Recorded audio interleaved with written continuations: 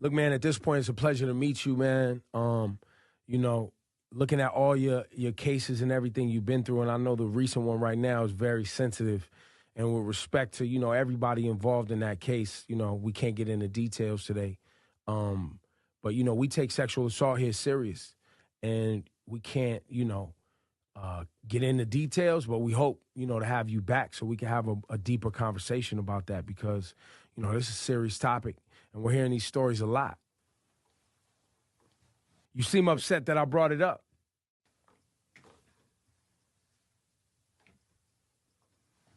I feel like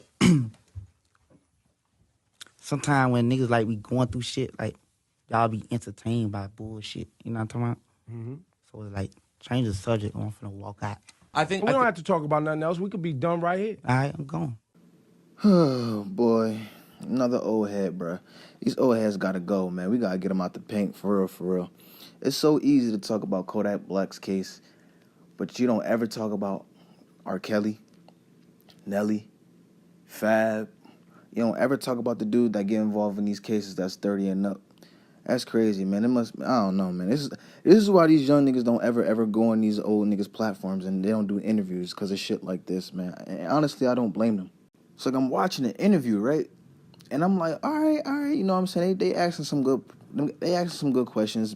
Peter Rosenberg is asking some good questions. I'm like, all right, cool. He seems comfortable, you know what I'm saying? And then the draft stock just went down once Ebro brought up that rape case, my nigga. I'm like, come on, my nigga. And then he's like, all right, we don't want to dive into it. I know you don't want to talk about it. But then you bring it up. Like, what?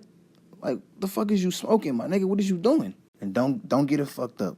Domestic violence is serious. Sexual assault is serious. Rape is serious. All these things we have to take into consideration that these are serious topics. But I'm just saying, if you want to bring up the case with Kodak Black, cool, fine. To have a discussion, all right, cool. But don't turn an eye with Fab, Nelly, or Kelly, and anybody else that's 30 and up that you got relationships with. Don't bat an eye on that, and then you blame the young niggas, too. Like, that's fucked up. And let's not even talk about the case. Let's just talk about in general. You bring Lil Uzi up there and you say he had a rap on a DJ Premier beat, knowing damn well that's not his lane, that's not his pocket. You bring all these dudes under 25 up on these radio stations and then you try to make a headline out of them. That is corny as fuck, my nigga. Stop doing that. That's why you're out of touch. That's why niggas don't fuck with you. And I'm glad Academics went on his live stream and he said the same fucking shit. Because I felt the exact same way for a minute now. Beyond that, the Kodak thing happened today on Hot 97 or whatever they call their morning show, Ebro in the Morning, which is the most selfish attempt at trying to do a takeover because Charlamagne is holding down the Breakfast Club so much, so you get a nigga who clearly the Hot 97 morning show was not a catch line enough, so since he lost the program director position, now he's like Ebro in the Morning. Congratulations. So I see what you're trying to do. You did it with Uzi. You try to set him up.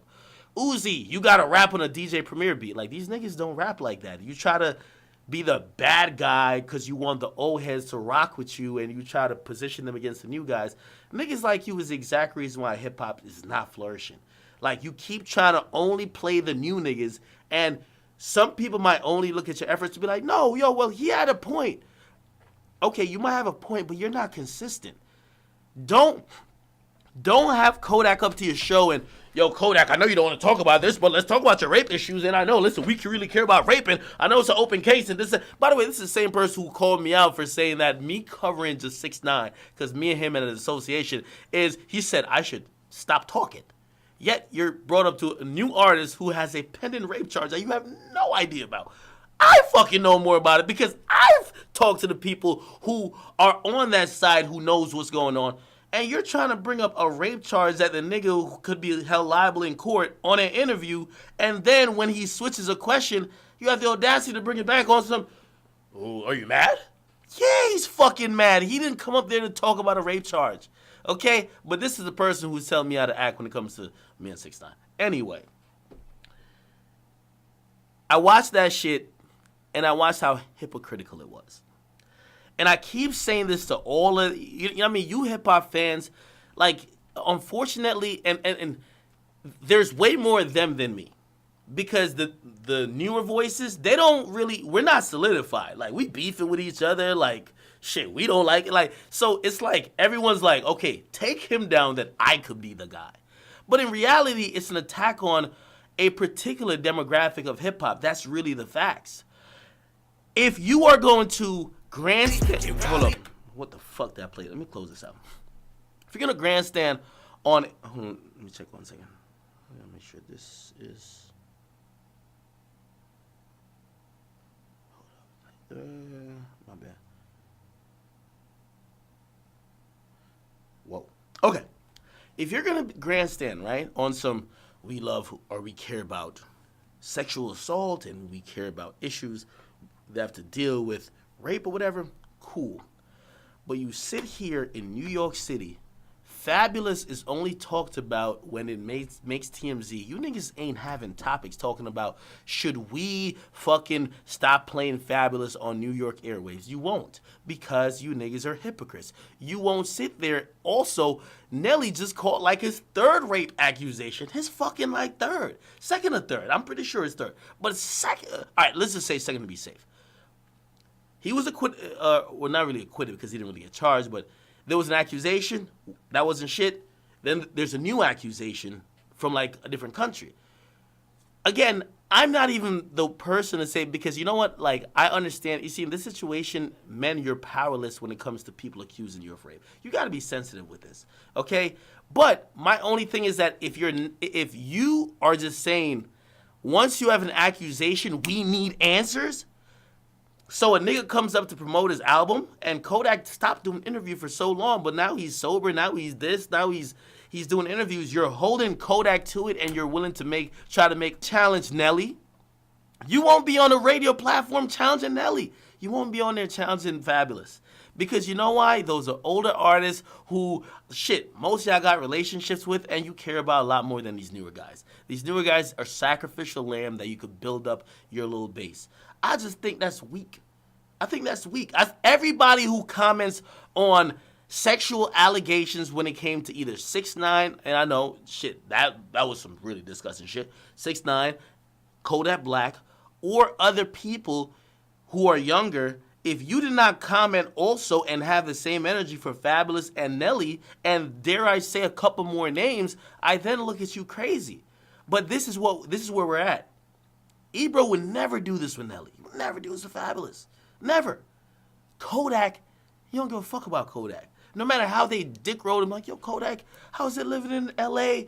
They don't really care about him because in reality, they don't think he's going to be around for too much longer.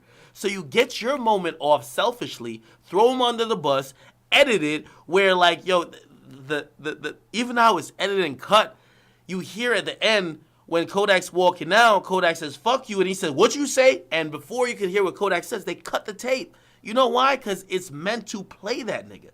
And that's what, y'all told Kodak and I told Atlantic that before. I was like, I get why he doesn't like interviews, because niggas is trying to play him. A lot of these newer artists, they don't like interviews. That's one of the reasons niggas don't like me. A nigga like X rather talk to me on just Twitch rather than go up to a publication who will give him a magazine spread. You know why? Niggas always trying to play you. Kodak told me the same. I ain't into doing interviews. We could go live. Youngboy told me the same. I ain't want to do no interviews. I know they gonna play me.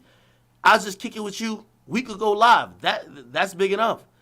The point is that most of these niggas, man, they don't keep the same energy for people in their demographic. They act like sexual assault, domestic violence. They act like violence and abuse, whether it's towards women, kids, other men, or anybody else, only is a problem or is hugely, that's not a word, like largely problematic within this new generation of rappers, and they just act like the niggas from before were perfect.